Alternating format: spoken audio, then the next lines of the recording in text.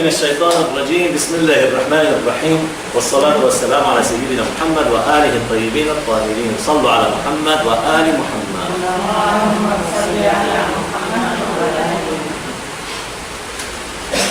Hoy vamos a ver un tema muy importante. Bueno, todos los temas son importantes, pero uno que es muy relevante, podemos decir, que es el de la justicia divina.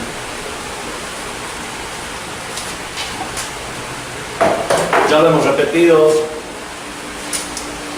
una variedad de veces a lo largo de estas clases y otras.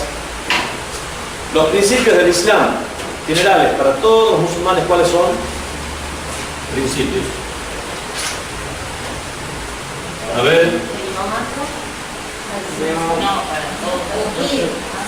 Tawhid.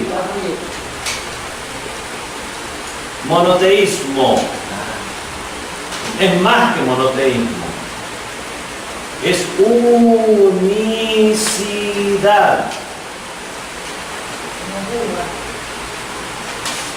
Nubuwa. ¿Qué era nubuwa? Nubuwa, profecía, profetado. No sé cómo se dice. Profetismo. Profecía. Otro que tiene pegue. ¿Cómo? Sí, uno de los temas de la resurrección. El más allá en general. Día del juicio, resurrección, a todo eso le vamos a llamar Ma'ad, que es el más allá. Bueno. Estos se llamaban Usul ad-Din, principios de la religión. Y después tenemos dos principios más.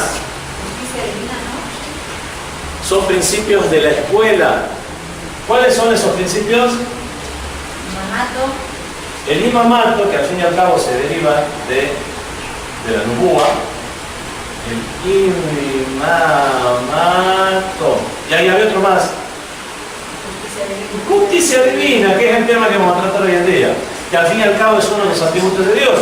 Allah subhanahu wa ta'ala es sabio, es prudente, está vivo, tiene voluntad, que más es todopoderoso, es justo. Así que es uno de los temas de la justicia divina. Pero adquirió tanta relevancia el tema por separado, justicia divina, no sé qué puso. Justicia divina, que al adquirir tanta relevancia por separado el tema de la justicia divina dentro del Tawhid y al tener tanta relevancia dentro de lo que es el chiismo, el imamato, de lo que es la continuación de la profecía sin que el imam sea un profeta, es que se los trata como principios afables. Entonces se dice que si escuchan que los principios del Islam son 3, porque son 5, no hay contradicción. Al fin y al cabo, son 3 de que se derivan 2 más, por lo tanto son 5. Así que a estos dos pues, se los llama principios de la escuela. O sea, porque es la escuela del shiismo en general. No es que los que no son shias no crean en la justicia divina. Quedan en la justicia divina. Solo que se hacen hincapié dentro de lo que es la escuela imamita, o la escuela que aceptamos a los imames, porque trae una derivación de una serie de temas. Ya no es de un solo tema que es de que Dios es justo y listo. Hay una serie de temas, como que Dios no es opresor, no estamos predestinados en esta vida, porque Dios sería un opresor en todo caso. ¿Qué más? El destino del ser humano es un destino que ya está asegurado o no, nosotros tenemos nuestro propio libre albedrío. Dios es el que ha creado las acciones, el que ha creado el mal o no. Si ha creado el mal, Él es malo, y si Él no creó el mal, ¿de dónde sale el mal? Dos cosas que ya hemos tratado. Bueno, son todos temas que se derivan precisamente de la justicia divina, y como son importantes, relevantes y marcan una diferencia no solo con otras religiones, sino con otras escuelas del Islam, es por eso que ya está el tema de la misericordia en paralelo a la justicia. Hay un dua, que ya lo dije varias veces aquí, en el cual pedimos a Allah: Dios mío, trátanos con tu misericordia, no nos trates con tu justicia. porque si fuera por la justicia, lo que nos merecemos es con la misericordia de Allah que vamos a alcanzar la, podemos decir, la dicha. Todos estos temas se derivan de la justicia divina. Y obviamente el tema del imamato es fundamental dentro del shismo y es por eso que se lo trata como tema aparte. Nos quedamos con el tema de la justicia divina, que es lo que vamos a tratar en esta clase. Comenzamos con la definición de justicia. ¿Qué significa justicia? Siempre van a ver que en cada tema que uno trata va a haber la definición primero. Y eso es fundamental en cada tema que uno va a estudiar. Vamos a definir qué es lo que estamos estudiando, cuáles son los alcances que tiene. Muchas veces nos tropezamos con el hecho de que uno está hablando con otra persona y el interlocutor tiene una idea diferente de un mismo concepto. Así que vamos a aclarar los temas primero. El tema que vamos a aclarar es ¿qué es la justicia divina? Por ejemplo, hay los musulmanes de la rama ash'arita, que es la mayoría de los sunitas hoy en día. Dicen, justicia es lo que Dios hace. Si metiera toda la humanidad del infierno, aunque haya sido portado bien, eso es justicia. ¿Por qué? Porque Dios lo hace y listo. Eso para nosotros no se corresponde porque los conceptos son conceptos abstractos que hay que estudiarlos de manera independiente. Entonces, justicia para nosotros es verdad, Dios lo que hace es justo, pero no es la definición de justicia. Y si Dios hiciera eso, no sería justo. Quieren llamarle justo, ya es una cuestión semántica, pero en realidad sería muy injusto. Si Dios se le ocurriera hacer ingresar al infierno, meter en el infierno todos los profetas que ha habido en la humanidad, a pesar de todo el esfuerzo que hicieron por guiar a la humanidad, ¿eso sería justicia? ¿Por qué? Porque Dios lo hace. Bueno, este tipo de cuestiones van más allá de la semántica y entra ya en una diferencia teológica tremenda, al punto tal que se derivan una serie de temas, como el hecho de quién crea las acciones, quién es el creador de las acciones. Los sunitas se dividen en dos ramas muy contrapuestas entre sí. Algunos aceptan la predestinación absoluta.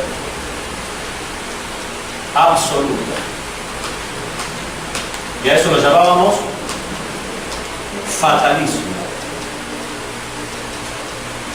Y otros, esos son los ash'aritas, una serie de escuelas que han surgido, que han tenido que han brotado, han surgido, se han desarrollado y gracias a Dios la mayoría han tenido su ocaso en la historia del Islam, como los Jabriya. Los Jabriya ya no existen hoy en día, son personas fatalistas puros y duros.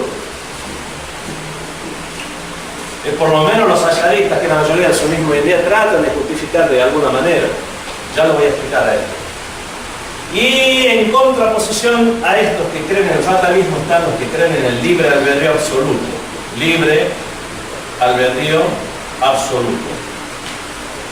Son los mu'tazilitas, no importa el nombre, ¿no? Y fue en la época de esa gran discusión entre fatalistas y absolutistas del libre albedrío, es que el imam Ja'far Sadiq alayhi salam dijo: la jabra wa la tafwid, no hay ni fatalismo ni hay libre albedrío absoluto, bal amrun bayna al amrayn, sino una posición intermedia.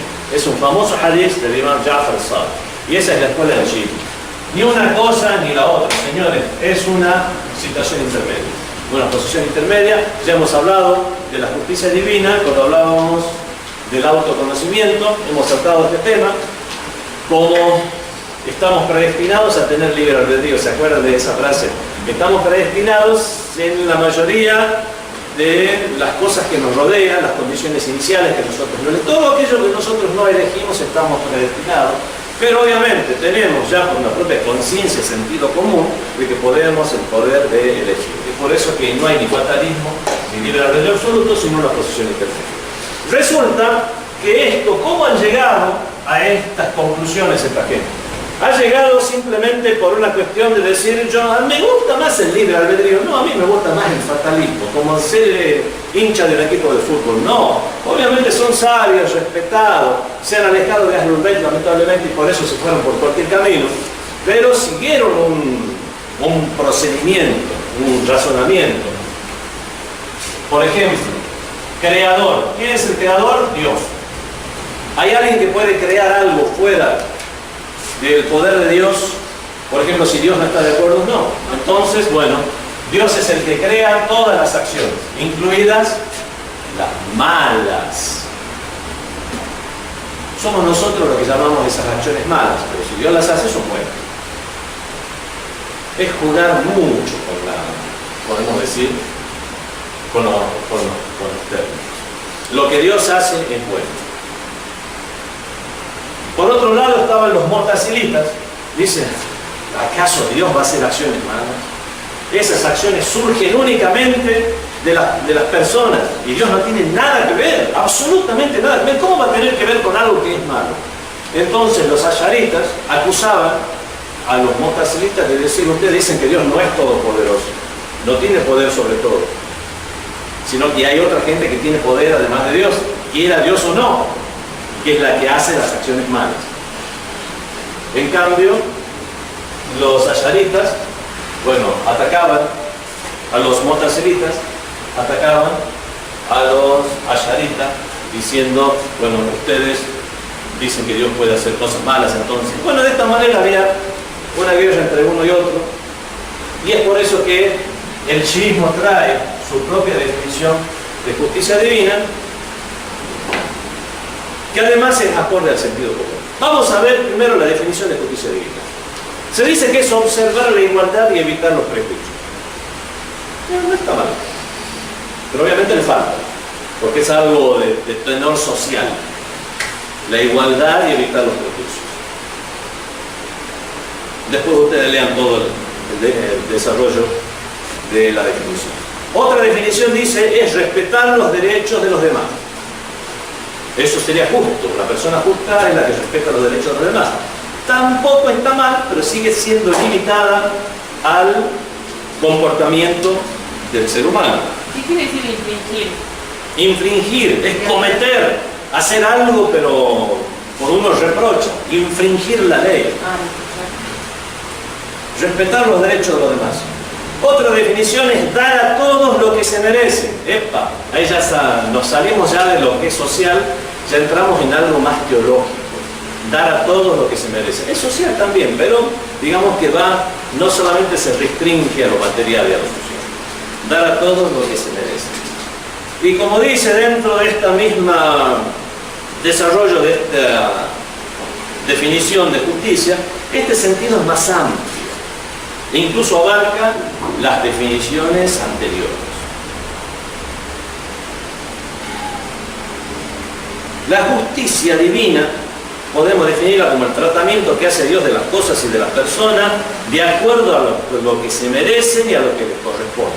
Ahí ya entramos en una definición de justicia que abarca tanto este mundo como el más allá, las cosas espirituales, las cosas materiales. Y en el tema que estamos hablando, que es justicia divina. Veamos que es una definición que tiene, es un título que tiene dos palabras. La primera parte es justicia, la segunda es divina. Es la justicia lo que hace a Dios, y es por eso que es el tratamiento que Dios hace de las cosas y de las personas de acuerdo a lo que se merecen y lo que les corresponde. Van a encontrar en el texto, por ejemplo, Allama Tabatabai, Sayyid Muhammad Hussein Tabatabai, decía, la esencia de la justicia consiste en el mantenimiento, restauración de la armonía y el equilibrio de las cosas, a fin de que todo reciba lo que se merece. Vemos que es a través de las definiciones de estos grandes sabios que nos orientan, no nos imponen, nos orientan, nosotros hacemos este tipo de desarrollo para llegar a un razonamiento. La justicia divina puede adoptar entonces, vamos a ver, modalidades ¿Cuáles son las modalidades de la justicia divina? Podemos llegar a definir tres modalidades de la justicia divina, o tres ámbitos en los que, tres áreas en las cuales podemos decir la justicia divina, podemos llegar a identificarla, razonarla, tratarla. Primera área o primera modalidad de la justicia divina es la justicia divina en la existencia o el cosmos. Justicia divina existencial, justicia divina cosmológica, no sé cómo lo vamos a traducir. Es en las cosas, no solamente las cosas materiales, sino que incluso inmateriales. Es en la existencia. Justicia divina existencial. Dios concede bendiciones y favores a sus criaturas en proporción a sus capacidades inherentes. Todas las potencialidades y capacidades son previstas lo suficiente. En otras palabras, Dios provee las necesidades inherentes de todas las criaturas en conformidad a lo que su naturaleza requiere.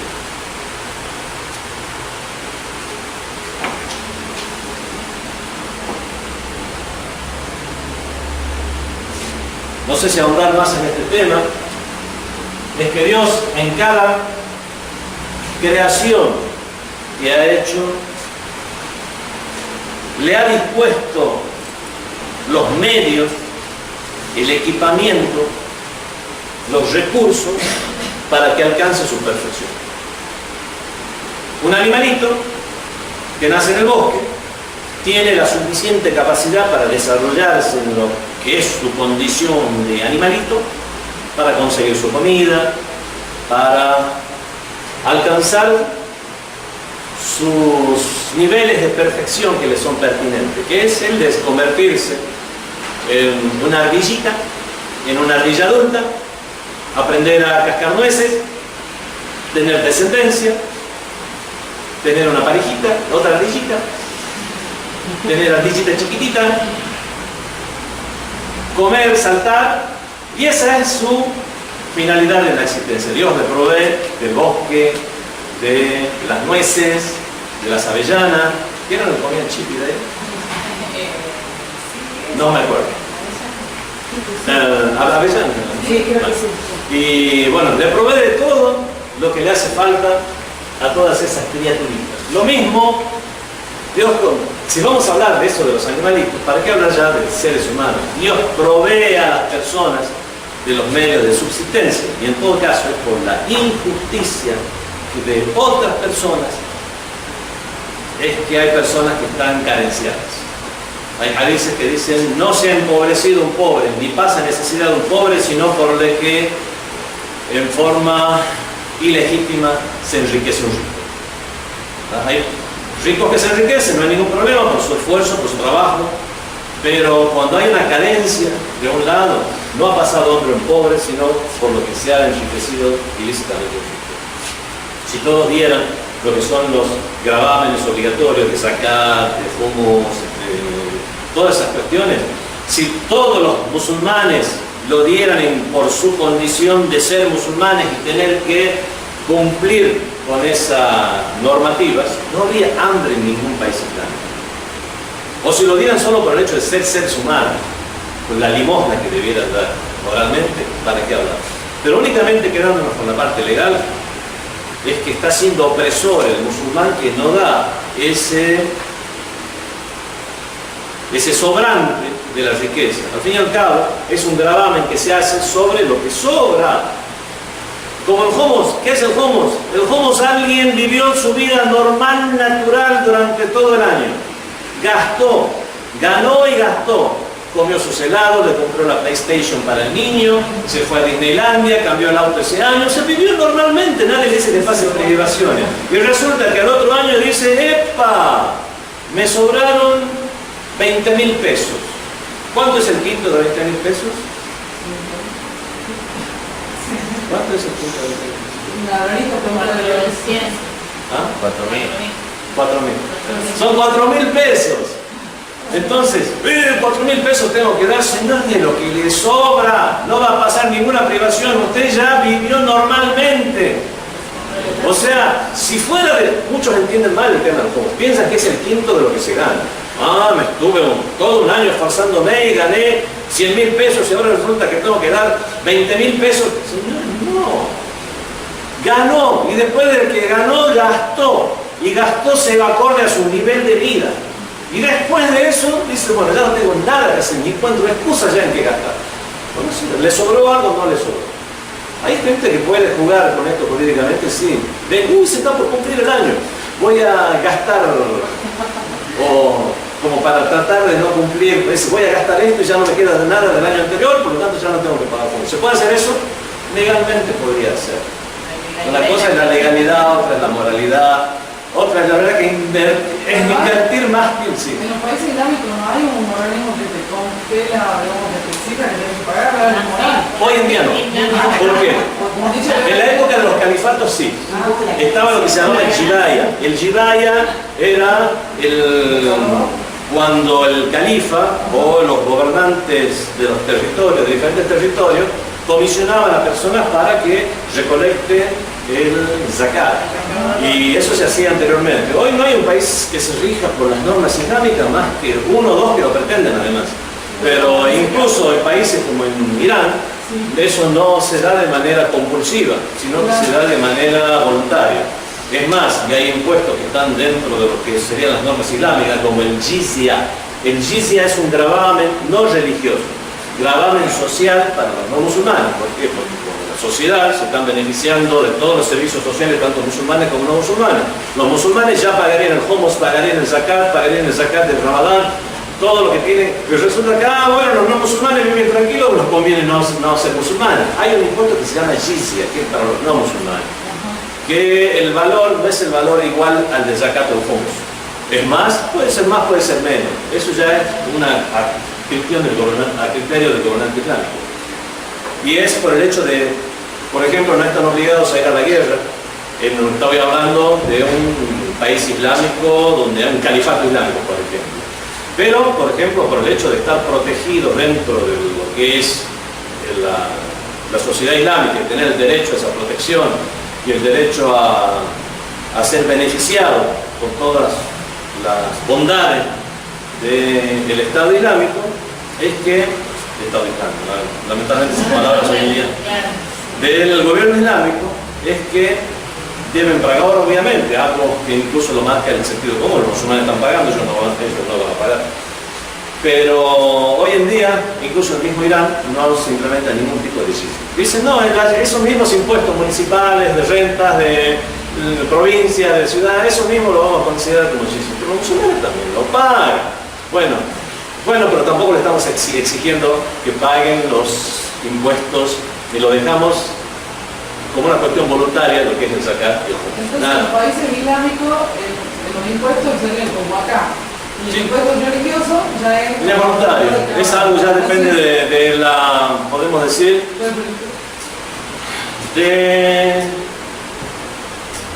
de la persona y cómo quiere cumplir con la religión. Si es una persona practicante de la religión, lo hará. Y ahora, ¿cómo sé yo? O sea, hay gente que gana mucho dinero, hay gente que es normal, gana ¿cuál es el piso que yo sé que capaz que asumir lo mismo hace una cosa? O sea, ¿cómo sé yo cuándo ya mi obligación? O sea, no llego a la línea de ¿cuándo tengo que ganar? Para decir, bueno, la verdad que una persona que no puede satisfacer sus propias necesidades y la de su familia, se considera pobre oficial. O sea, a lo mejor uno lo está viviendo, tiene su autito, está viviendo en su casita.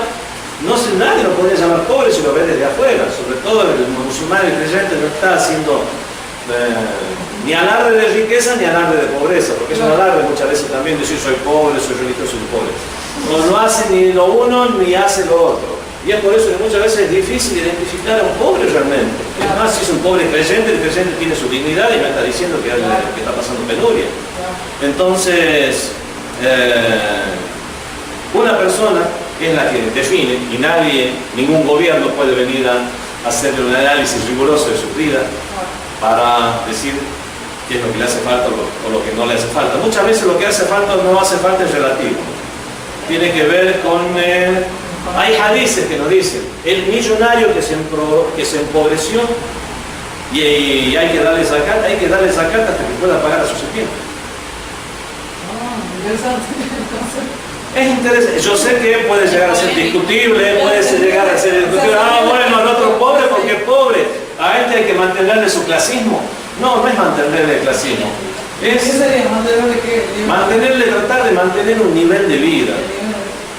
Pero no a un nivel de derroche, sino a un nivel, por ejemplo, una persona que realmente ha nacido en cuna de oro, de pronto se empobrece de la noche a la mañana, es realmente muy difícil para esa persona. Muchas veces no es una obligación. Tenemos hadices, o hadices no, historias, dentro. ¿Tiene el libro La alquimia del amor? Hay una historia ahí, como el Sheikh Rajab al-Hayat, que siempre vivía prácticamente en la pobreza, una vez envió a su hijo a comprar del mejor arroz y cuando le trajeron 3 bolsas, por favor le vas a llevar y le vas a dejar en la puerta al vecino que está en tal lugar. Y después dice, por favor, con esto compra un poco de este arroz quebradito, chiquito para nosotros, para la noche. Resulta que compra 3 bolsas grandes de arroz para darle a aquella persona que tiene tremenda casa. Y se nota que es una persona pudiente. Y a nosotros después nos manda para que comamos un poco de arroz chiquitito, poquito, quebradito. Y después el padre le dice, este hombre de verdad era de dinero, ahora se ha empobrecido. Y yo se lo mando de esta manera. No. Queda ahí, tiene esto su análisis, más que nada moral que legal, en el cual una persona que de pronto, imagínense una persona mayor toda su vida como sirviente, como digo, no es obligatorio, es una cuestión ya que moral. Estos hadices a veces hay los ayatollah, los sabios, los mujtahid, lo que hacen es encontrarle un aspecto de la sharia obligatorio o no, y otra vez se le encuentra un aspecto moral. En este caso es una cuestión moral. Todo esto está incluido en el tema de la justicia divina, por lo tanto hace que la perspectiva que una persona tenga de los demás y de la sociedad sea muy diferente.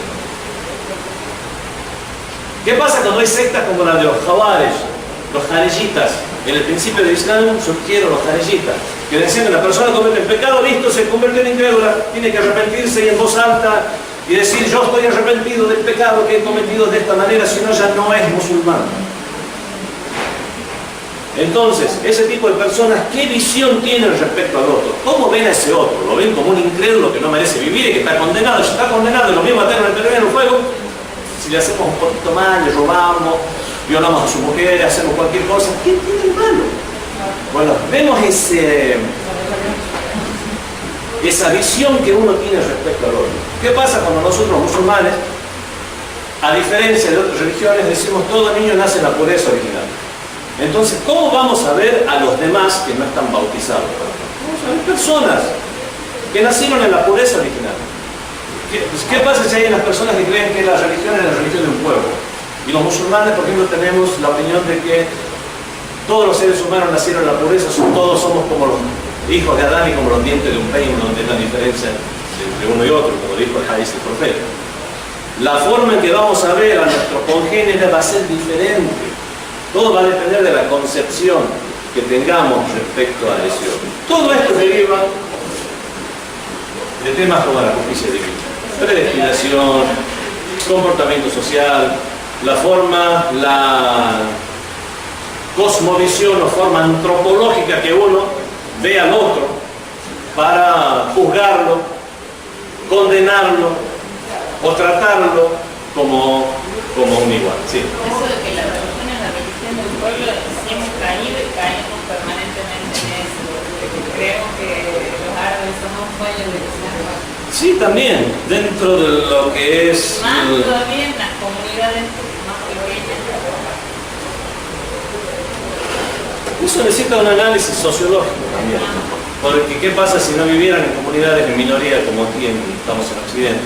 Si no vivieran en comunidades donde son mayorías y todos los demás son iguales a uno, por decirlo de alguna manera, según la lógica que tiene tanta tradición. Por eso tiene más connotaciones sociológicas que religiosas. De ahí vienen los nacionalismos, los fanatismos, los tribalismos. Pero la mejor forma de desalentar ese tipo de opiniones es la siguiente. Desde la religión no vamos a encontrar nunca eso, sino todo lo contrario. Corán, hadices nunca nos van a alentar ese tribalismo, esa separación. Tenemos entonces la justicia divina en el ámbito de la existencia, donde Dios le otorga a cada cosa su justa medida. Después está la justicia divina en el ámbito de la legislación. Dios es justo en su legislación. Ahí podemos encontrar la justicia divina también. A veces no la entenderemos y va a hacer falta más explicación. Resulta que Dios, a ver ustedes, la mayoría son mujeres aquí. Hay una ley de la herencia que dice el hombre recibe el doble que una mujer en la herencia. ¿Es justo o no? No, y sí, porque teóricamente el hombre tiene que mantener a la familia. Se casa, hereda la mitad del... No, aparte, cuando el hombre se quiere casar, le tiene que dar los dotes a la futura mujer. Obligación.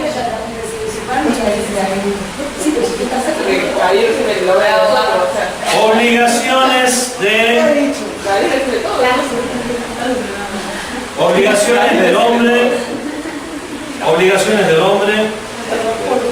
obligaciones económicas del hombre, obligaciones económicas de la mujer.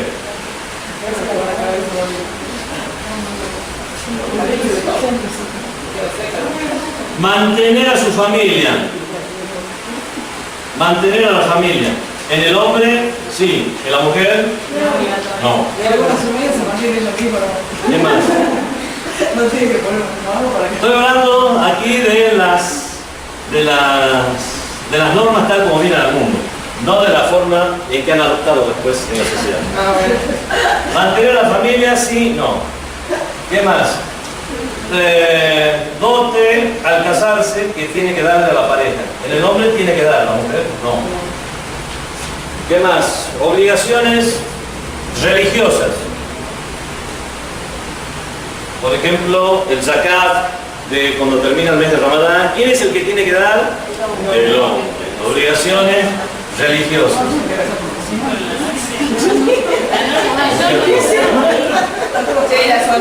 ¿Qué más?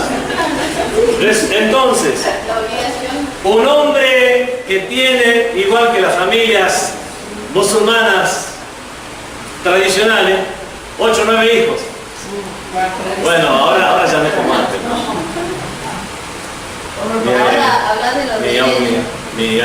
Mi abuela tuvo 11 hijos. 11, ¿no?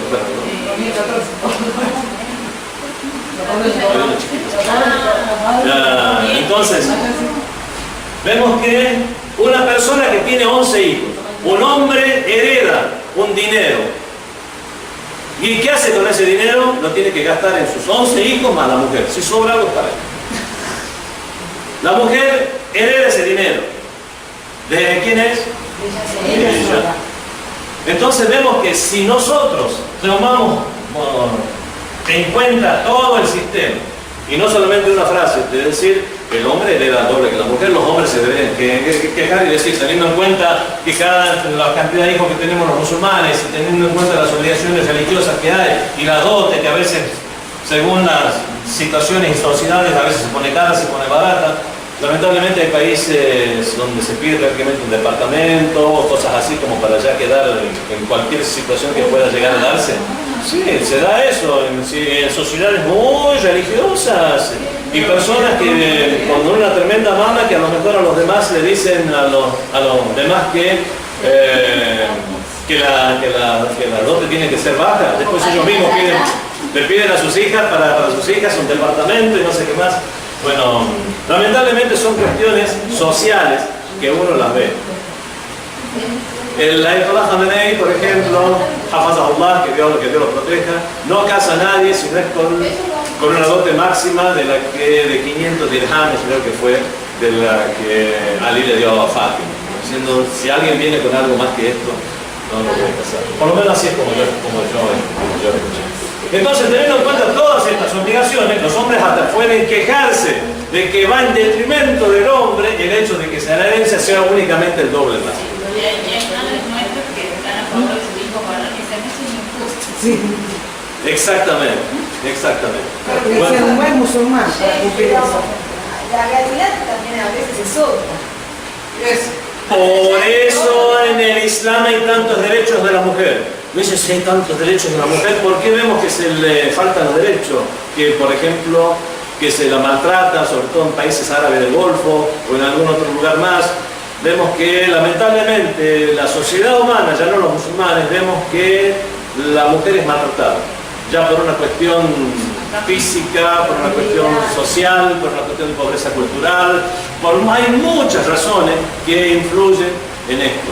Y es por eso que Dios le puso más derechos a la mujer que al hombre en el Islam, para ver si tratamos de compensarlo de alguna manera, y aún así no se compensa, no tienen sus derechos. Ni no sé si ha habido alguna etapa en la historia en la cual la mujer musulmana ha gozado de todos los derechos que tiene dentro del mismo Islam. No solo la musulmana. Obviamente, No, hoy en día. obviamente, me acuerdo cuando estábamos en Irán, veíamos por el satélite TVE, la televisión española, y se hablaba de los casos realmente de violencia contra las mujeres que hay en España, que sobrepasa la media europea, que parece, bueno, un país con pobreza cultural terrible, pero vemos que no, es Europa, donde tienen un nivel educativo y socioeconómico bastante aceptable y mucho mejor que el resto de la humanidad, se puede decir, por lo menos mejor que África, mejor que los países de Asia, mejor que los países de América Latina, y aún así existe ese tipo de cuestiones. O, bueno, El voto, por ejemplo, países de América Latina, tantos derechos que hay en el Islam, como por ejemplo el voto que desde los inicios del Islam se consideraba el voto de la mujer.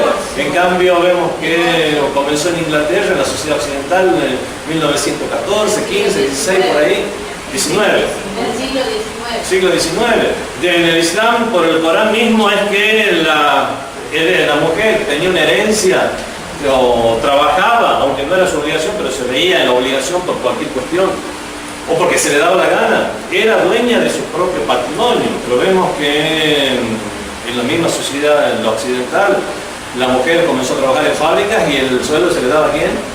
Al marido de la mujer o al padre de la mujer, y esto fue hasta no hace mucho, no hace 100 años. Vemos que en el Islam lo contrario hace miles de años. Y estos son ejemplos que si uno los cuenta quedan raros ahí, y me hace acordar a algo que vi ayer en una afirmación de Facebook, donde a una Biblia se le puso una contratapa como si fuera el Corán. Le dijo, ¿qué opina de esto que está en este libro? Y se comenzó a hablar de cosas, de derechos de la mujer, cuestiones de al que no creyente cómo hay que tratarlo. Y dice, no, me parece muy mal eso no debería estar en un libro de religión. Y si yo le digo, dice que esto no es el Corán, que le sacaban la contratapa, sino la Biblia, y que el Corán no dice absolutamente nada de estas cosas, y la gente se sorprendía. Bueno, de la misma manera la gente se sorprende cuando uno habla de la cantidad de derechos que tiene la mujer en el Islam.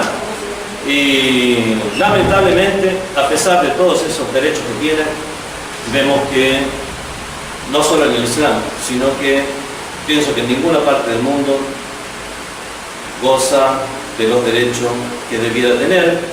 Y lamentablemente hay lugares en los que se han ido de un extremo al otro y han pensado que para ganar sus derechos tenía que convertirse en hombres, por ejemplo, o tener los mismos derechos que los hombres, lo cual obviamente va en detrimento de las mismas mujeres, porque al fin y al cabo uno tiene su masculinidad y la mujer tiene su feminidad, con la cual cada uno tiene derechos que a lo mejor son equiparables o equitativos, pero no necesariamente iguales, y es un tema en el cual no vamos a entrar porque ya nos estamos yendo. Uno era entonces el ámbito de la existencia. Segundo, la legislación. Tercero, justicia divina en lo que hace a la retribución. Y obviamente, aquí ya estamos hablando del más allá. Que a lo mejor cuando uno hablaba de justicia divina, únicamente uno se le iba la cabeza, se le iba la mente a este punto, que es el de la retribución de todos los actos de los seres humanos, porque es imposible que una persona sea retribuida en sus actos aquí en este mundo. No todos los actos son dimensionables en una legislación o en un sistema moral. Hay incluso miradas malas algún comentario que sin llegar a ser pecado puede llegar a influir negativamente en otra persona para su trabajo, sus relaciones familiares, casarse o no. Imagínense por un comentario que una persona no llegue a casarse con quien quería. Bueno, simplemente fue un comentario que vaya y se case con otra. Bueno, es el rumbo diferente que han tomado su vida. ¿Cómo hacemos para retribuirlo eso en la legislación? Ni siquiera en los sistemas morales. Vemos que únicamente habrá lo que se llama una retribución exacta, justa, equitativa, aquella retribución en la cual quien haya hecho un átomo de bien lo verá y quien haya hecho un átomo de mal lo verá. Solamente es posible con una participación divina en un más allá. Y obviamente es uno de los argumentos para la existencia de un más allá. Ya hemos demostrado la existencia de un Dios que es creador de todas las cosas, que tiene los adjetivos de perfección, sapiencia, que las cosas las hace con un objetivo, justicia. Bueno, ese Dios va a dejar que las personas queden sin retribución. No, tiene que haber un lugar, una dimensión diferente a esta, en la cual la mínima cosa sea retribuida tanto de bien como de mal, y eso es imposible. Pero también hay justicia en la retribución acá.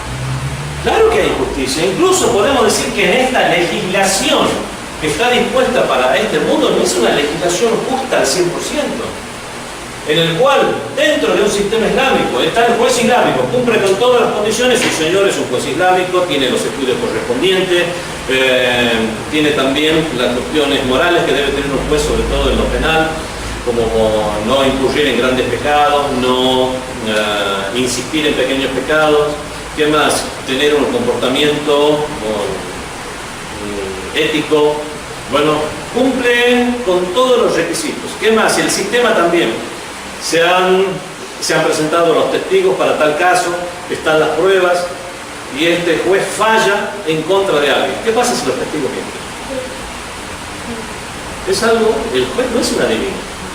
No es un yo voy a abrir el Corán a ver qué me sale y entonces no.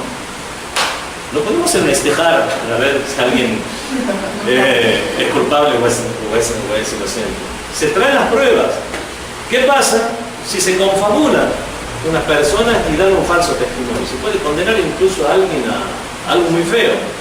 Con la legislación islámica sí. Pero ¿qué vamos a hacer? No hay forma de eliminar esa, podemos decir, echa la ley, echa la trampa, dicen. Como esto mismo que estábamos hablando del hummus.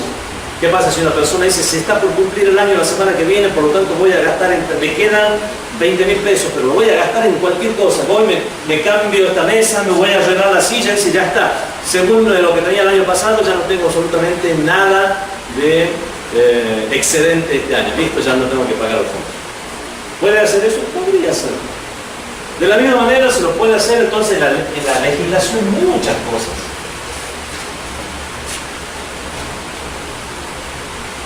Para el divorcio hay que ser justo.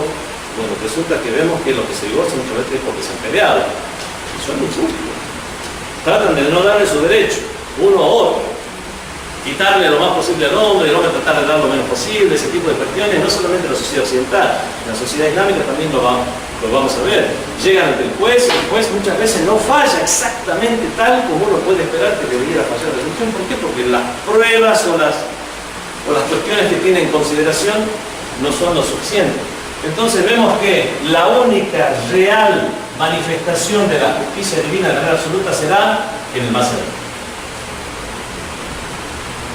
La justicia divina en la existencia también estará condicionada a que no haya un agente o un factor que lo desestabilice. Dios ha dispuesto el sustento de todas las criaturas. ¿Qué pasa si viene una persona mala y le corta el sustento de un pueblo? Comienza a pasar hambre ese pueblo. Dios le ha dispuesto el sustento, claro que sí. Pero forma parte del libre albedrío del ser humano, que es una de las mayores bendiciones divinas, de hecho, tener conciencia de nosotros mismos. No somos como la pared. No estoy diciendo que somos mejores, porque a lo mejor somos peores. No somos, pero no somos como la pared. Tenemos conciencia de nosotros mismos. Y en esa conciencia trae, bueno, una bendición, pero también hay que pagar el precio. El precio que hay que pagar del libre albedrío y la conciencia es el de actuar bien o el de actuar mal. Dentro de esa gran bendición está que incluso en la justicia que Dios ha dispuesto en el ámbito existencial haya efectos o factores externos que puedan llegar a desequilibrar esa justicia que Dios ha dispuesto y un pueblo pase hambre, unos animales, por ejemplo, sean maltratados. En la legislación puede pasar lo mismo, pero es imposible que pase en la retribución del más allá.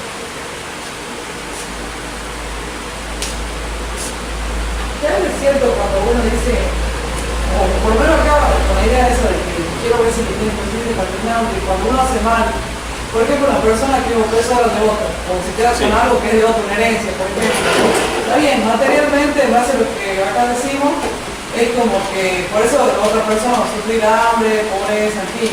Pero a veces pasa, el dicho popular siempre dice, ver, el hecho de tal persona, por eso terminó así. Por eso tiene tal enfermedad. ¿Eso es así? ¿Viene un castigo de Dios en ese sentido? Las personas están separadas en niveles. Está el malo y está el que es peor. Más o menos, malo y peor. Lo mejor que puede hacerle Dios a una persona que se ha portado mal es hacerle eso, y que de alguna manera tenga alguna carencia en este mundo para pagarlo aquí, para abrirle los ojos aquí. Y lo peor que puede hacerle Dios a una persona es dejarlo que siga acelerando para que se estrelle en el día del juicio final y darle más riqueza y más bienestar. Muchas veces piensan que es un favor de Dios que las personas que parecen malas realmente cada vez están mejor, Señor. ¿Sabe con qué velocidad se va a estrellar? Aquí le han puesto un freno y a lo mejor hasta puede cambiar de rumbo. Si uno ve que por alguna mala acción una persona ve en este mismo mundo que comienza a irle mal, eso es algo que más que nada se da entre los creyentes. Entre los que son no solo no creyentes en el Islam de una manera formal, sino que aquellos que descreen de Dios, que son desagradecidos de Dios y están en este nivel, al contrario, Dios a lo mejor le da todavía muchas más bendiciones mundanales. Claro, porque eso es lo que uno ve, por ejemplo, diciendo... Para que se estrelle el recontra estrellado, y ahí ya es un castigo. No. Claro, y ahí viene mucha gente que dice, Dios es injusto, está bien. O Dios le da para que no tiene dientes, por ejemplo, ese tan famoso dicho. Si uno no considera la retribución en el más allá, y como que no existe un más allá, sí. La cuestión es creer en el más allá. Claro. Estar conscientes y seguros de que hay un más allá, y ahí podremos llegar a entender por qué suceden estas cosas. O sea, si no veo, o sea, cuando vamos a la frase también, ver más allá de la acción material que estamos viendo. Una persona la cual es juzgada dentro de la legislación islámica, a pesar de lo dura que pueda parecer esa legislación islámica, ya quedó limpia de ese castigo, de esa culpa. Y en el más allá decir, menos mal que la pagué allá, ya era con descuento. Aquí, en el infierno real, digamos, esto se paga como debiera ser. Entonces es por eso que es verdad, las cosas malas que nos suceden pueden llegar a ser por castigo. Pero como dije, pueden también ser una prueba, o puede ser simplemente formar parte del plan existencial de Dios. Vivimos cerca de una zona sísmica y un terremoto. Es tan simple como eso. No vaya a buscarle muchas mayores explicaciones. ¿Por qué usted vivió 28 años y no vivió 29 o no vivió 79? ¿Qué estás jugando a regatear con Dios? Si lo hiciera bien hasta 79, ¿y por qué no me hizo vivir hasta los 80? Señor, este es el tiempo que tiene su vida, por lo tanto, y uno no sabe qué es lo que va a acontecer en el próximo minuto, si vamos a seguir viviendo, si vamos a seguir existiendo. Por lo tanto, hay que aprovechar la vida que tenemos para dar avanzar en el hacia lo mejor, a lo que es mejor. Dijo el imam Ali ibn Abi Talib alayhi salam, man istawaa yawmahu fahuwa maqum. Quien tiene 2 días que son iguales se está engañando su onda. O sea, ¿para qué vive aquí? Ayer comió, durmió, vio televisión, se fue a dormir, estamos en acción. Y mañana lo mismo. Bueno, realmente Eso es lo que usted espera de su vida. Quien tiene 2 días iguales se está engañando solo. ¿Para qué está viviendo más? ¿Para eso quiere vivir en vez de 25 años, 75? Entonces vemos que realmente las cosas que nosotros consideramos malas, que suceden, muchas cosas son por el sistema de la existencia, en la forma en que están, es que las cosas se dan y nosotros las consideramos malas. Después están las pruebas de Dios y después están los castigos de Dios. Y si nos castiga en este mundo, ¿qué mejor? Para el creyente, ¿no? Para el no creyente que no va a entender. En ese caso, la contraparte, yo te pregunto primero el caso de la persona que se queda con la riqueza de otro. Sí. El pobre que queda pobre por esa injusticia que ha sufrido. ¿Qué tiene que hacer en cuanto a Dios ese pobre? ¿Qué tiene que pensar? ¿Que es un castigo de Dios, una prueba de Dios, es de pedir bendiciones de Dios en ese caso? Bueno, todo tiene que ver con todo. Sí. Es una frase, ¿quién la dijo? Pancho Maño, no, él la repitió. Bueno, todo tiene que ver con todo. Pregunta y chica no sabe. La aventura del hombre, no se acuerdan de esas cosas. Bueno, no pero importa. cuando ha sido el poder. Me hicieron perder, ¿de qué estaba hablando? Que todo Que todo tiene que ver con todo, todo está relacionado con todo. No es que uno dice, bueno, es un castigo de Dios, yo no puedo hacer nada, que Dios me recompense el día del juicio final, no. No. Esa creencia la debe tener. Dijo el imam Ali ibn Abi Talib, haz para este mundo como si fueras a vivir para siempre y para el más allá como si fueras a vivir mañana. Señor, usted le quitaron sus derechos, vaya, vea los medios legales, los medios morales, los medios sociales, las presiones periodísticas, medios de comunicación, trate de recuperar sus derechos en este mismo mundo. Es una de las características del sismo también. Es lo que nos enseñó el imam Hussein alayhi salam. Tratar de nosotros buscar nuestros derechos en este mismo mundo. Pero eso sí, también. Pero hasta el más allá como si fueras a morir mañana. Quedas tranquilo que si te mueres ya, vas a tener tu derecho en el día del juicio final con la retribución divina. Ese doble con naturaleza que tiene el ser humano, naturaleza mundana y naturaleza espiritual. La mundana es innegable. Estamos aquí. Es algo inmediato. Y lo espiritual es algo, no podemos dejar de lado lo mundano por lo espiritual. Mientras estemos en este mundo, tenemos que hacer como nos dijo el imam Ali ibn Abi Talib. Por lo tanto, sí, debemos tener esa creencia, sí, pero eso no significa quedarnos sentados y no hacer nada al respecto, sino todo lo contrario, usar todos los medios que estén a nuestro alcance. Si podemos, con la fuerza de los actos, si no, con la fuerza de la palabra, y si no, por lo menos con la fuerza del corazón. Y eso, bueno, como hay un hadith que dice, y es el nivel más débil de la fe, y es mejor con los actos. Y en ese caso se puede aplicar, así que pesado, pero bueno, se veía mucho. ¿Qué rol juega en ese caso el perdón? Que una persona quizás que ha sufrido una injusticia puede perdonar a su opresor, no tener más recompensa. El perdón es algo muy, pero muy interesante dentro del mundo islámico. ¿Quién es el que merece el perdón? El que merece el perdón es el corregible, no el incorregible.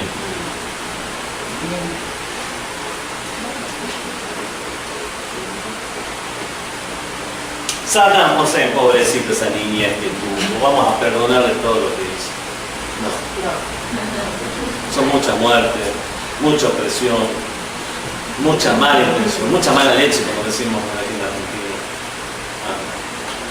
Pero un hermano en la fe, un hermano de sangre, que se equivoca, nos oprime, por decirlo de alguna manera, obviamente, el perdón, ahí es donde más tenemos que considerar el perdón. O incluso si no es un hermano en la fe, nuestro congénere, no es de nuestra misma religión. Y esto lo encontramos en muchos hadices y comportamientos del profeta y de los imames, sobre todo con personas de las demás religiones.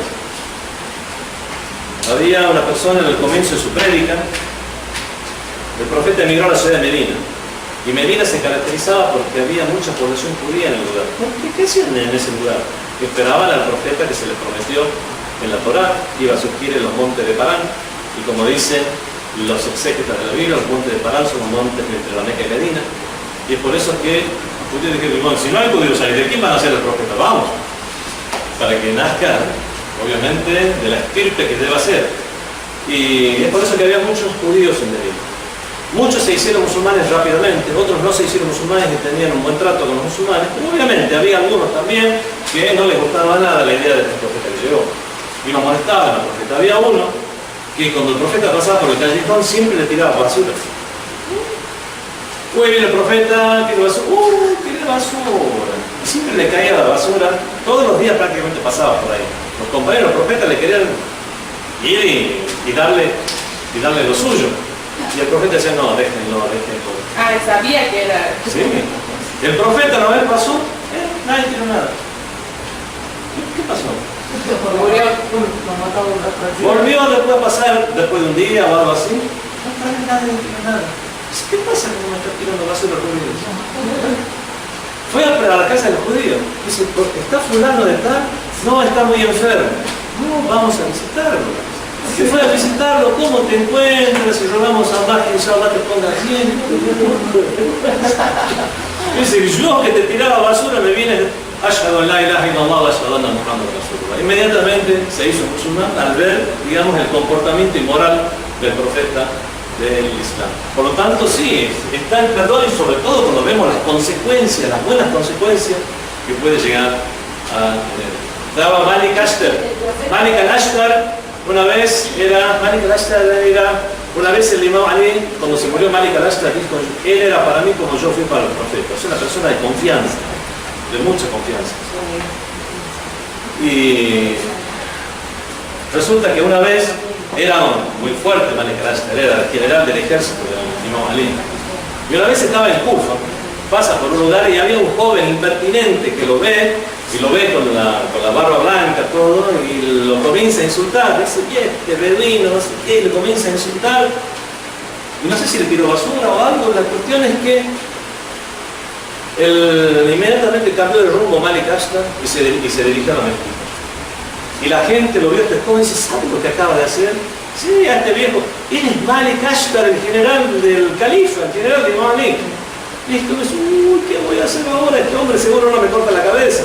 Me corta la cabeza. Está en la mezquita y el hombre con miedo, este pobre, con miedo, temblando para ir a pedirle perdón cuando salga. Y veo que sale de la mezquita Malik al-Ashtar y se le acerca despacito. Después de perdonar, dice, precisamente acabo de ir a la mezquita para pedir que Allah te guíe y que Allah, digamos, te mejore tu moral y tu comportamiento. Por supuesto que te perdona. Entonces vemos, sí, el tema del perdón es recurrente dentro de lo que es las narraciones islámicas, los cuentitos islámicos de los sabios, las aleyas del Sagrado Corán y por supuesto los hadices del profeta y de los imanes. El problema es cuando una persona ya es incorregible y no solo estamos perdiendo el tiempo, sino que le estamos fomentando el vicio. Mostramos una actitud sumisa y le fomentamos el vicio. Cada vez se envalentona más. Y a lo mejor eso ya no va en detrimento nuestro, donde nosotros renunciamos a nuestro derecho. Estamos creando un monstruo para la sociedad. Y es por eso que ya hay que ponerle un freno. Hace falta un poco de sentido común también para eso. Sí, pero no todo lo que... Sí, hay personas que hacen ordenar el bien y prohibir el mal de una manera que denigra a los demás. Ya tiene que ver con hay tantas enseñanzas de moral dentro de lo que es el shiismo sobre todo. ¿Por qué el shiismo sobre todo? Siempre tratando de dejar a mi escuela islámica. Señores, que tenemos 300 años de inmaculados tratando de guiar a la sociedad, en una sociedad que precisamente tenía todos estos problemas sociales y de trato entre ellos, en el cual el profeta del Islam, ¿cuándo él vivió? 63 años. Se hizo profeta a los 40 años. Estuvo 23 años de prédica. No fueron suficientes 23 años de prédica al profeta. Señores, los primeros 3 años únicamente fueron musulmanes Khadija y Ali. Después los tantos años estuvieron de una forma escondida dentro de la Meca tratando de captar adeptos. Después fueron perseguidos de una manera tal que fueron obligados a emigrar a Medina. En todo ese tiempo sí es verdad que el profeta enseñaba, pero nunca le dieron, podemos decir que los años en los cuales él pudo disponer las normas de la sociedad y enseñar ya directamente a un número grande de personas y no a 2 o 3 seguidores, fue precisamente cuando estaba en Medina y cuando ya se calmaron las cosas después de la guerra, fue unos cuantos años nada más. La mayoría de las virtudes morales que tenemos en el Islam es por los imames de Ahlul Bayt. Y otros sabios, obviamente, que también fueron muy, podemos decir, fueron muy honestos dentro de su propia escuela incluso. Pero sobre todo los imames de Ahlul Bayt para nosotros son el orgullo que tenemos y la gran cantidad de narraciones en este sentido para el comportamiento de las personas. Si tu hermano no tiene una excusa, procúrale tú para él una excusa. Da 70 posibilidades buenas de lo que hizo tu hermano y no te gustó antes de dar la posibilidad mala. Todo ese tipo de cuestiones, vemos el comportamiento con los no musulmanes. Una vez el imam Ali ibn Abi Talib alayhi salam, ya siendo califa, volvía a la ciudad de Kufa, donde estaba la central del califato. Venía, se encontró con un viajero judío. Y hablando, este era un comerciante, bueno, que el imam Ali, aquí, allá, bueno, llegaron a donde ya el imam Ali tenía que dirigirse a Kufa y el viajero tenía que seguir su viaje. El imam Ali siguió con el viajero un poco, le dice, ¿no ibas a Kufa? Nuestra religión nos dice que cuando tenemos un compañero de viaje lo acompañemos un poco más por él. Este hombre inmediatamente, ¿qué hizo? Se hizo recontra amigo del imam Ali y terminó haciéndose musulmán. Muchos hadices tenemos de ese tenor que nos hace ver el comportamiento que debemos tener con los demás, aunque no sean musulmanes. Entonces, todo ese tipo de cuestiones es la que nos da, alhamdulillah, el suficiente criterio a las personas que conocemos toda esta gran bagaje religioso, cultural, doctrinal, ético y legislativo de la escuela de Ahlul Bayt, que le dan a los sabios del Islam la suficiente fuerza para haber mantenido una postura coherente, de acuerdo al sentido común a lo largo de los años, dejando de lado casos particulares. Estamos hablando, habíamos llegado al tema de la retribución. ¿Qué relación hay entre la justicia divina y la hikmah? La hikmah, que es la sapiencia divina, la sabiduría divina. Cuando se habló de la sabiduría divina, se explicó que uno de los significados de la sabiduría divina era abstenerse de realizar actos malos y malvados. Es decir, el que es sapiente hace las cosas de la mejor manera, de una buena manera. ¿Y qué relación hay entre la justicia divina y la hikmah? Obviamente, desde que Dios hace todo de la mejor manera y de la manera más justa, vemos que no queda otro lugar para las acciones de Dios más que la justicia divina. ¿Por qué? Ya hablé un poco sobre esto en la clase anterior. Dios es imposible que sea injusto. El que es injusto, ¿por qué es injusto? Ya lo dije.